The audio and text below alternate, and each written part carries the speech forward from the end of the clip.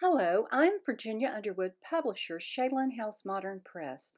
Welcome to part two of the virtual book launch of the Peacemakers, featuring Bridget Striker, Boone County, Kentucky Library Systems, and author Rebecca Suter Lindsay. Enjoy.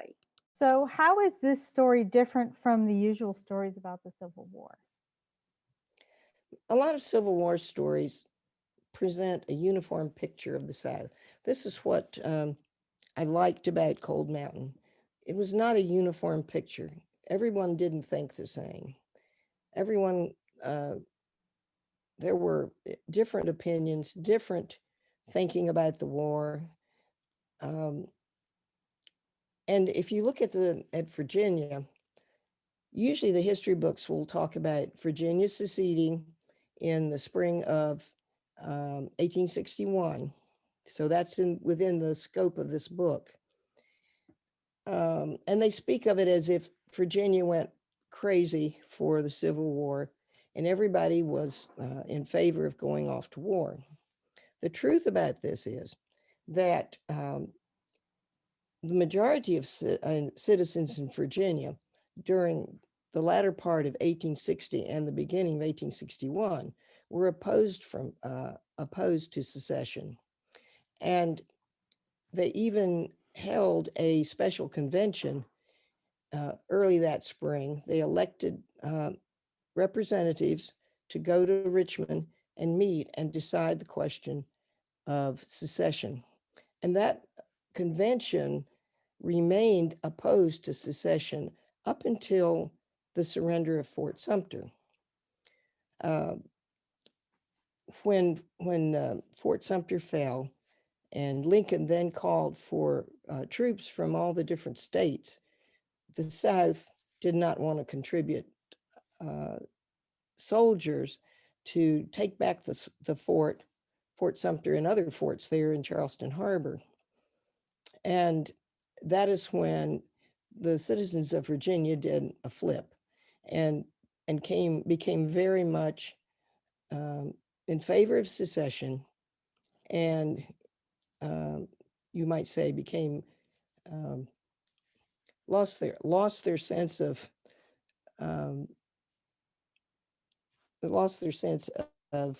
needing to stay in the Union. Think about it. If the war started, who's going to get the Union troops first of all? Who's going to come down immediately? And that's the state of Virginia. So at the same time that they had voted for representatives to the special convention, the citizens voted to have a referendum. If the convention recommended secession, then the state would vote on it. Well, by the time they got to the referendum in May, it was too late to turn back.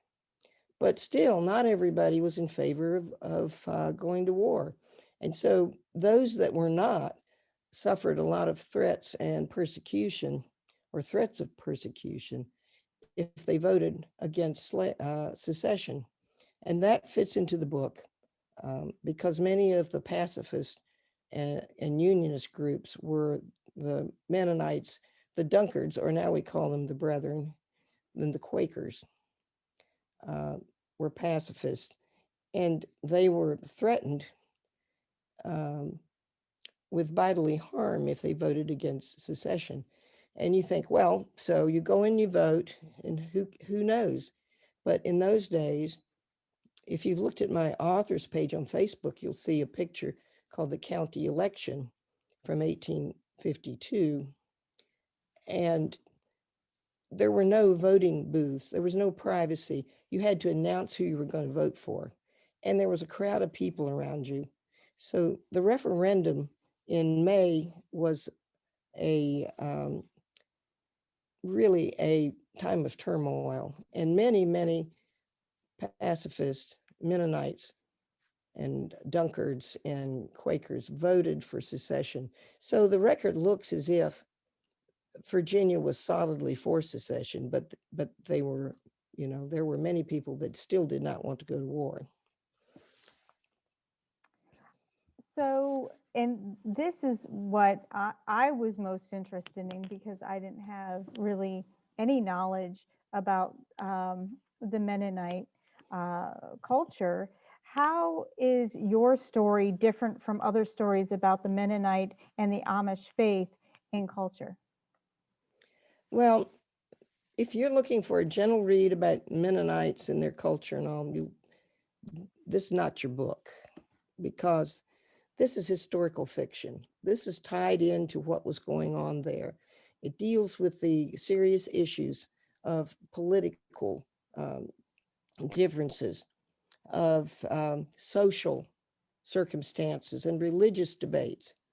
And all of this happens on a, um, in the life of a 14-year-old boy who is not at the point where he's able to make good decisions about any of it. So um, I think there's to me nothing wrong about about the other type of um, writing about Amish and Mennonite, because if that's what you enjoy reading, but that's not what this is. So, in getting to Manny, and you had mentioned Swope earlier, where did you find the models for your characters? And I know in just a minute that you would also like to read an excerpt of one of your chapters. Is that right? Right, a portion of it. Well, the model for 14-year-old Manny Weaver is all of the 14-year-old boys that I tutored over 35 years. 14-year-old boys are very strange.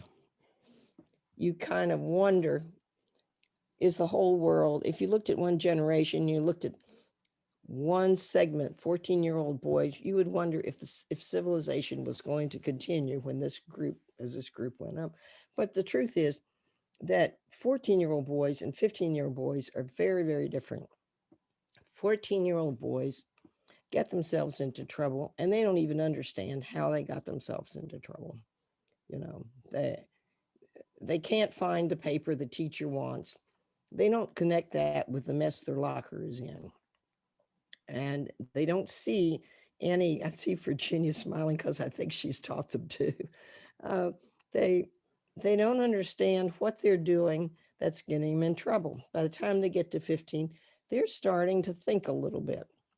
So you have all these, you have this year, and usually if a parent is in despair, I will say, just wait a year, hang on to the kid, put up with it as best you can, and they will change.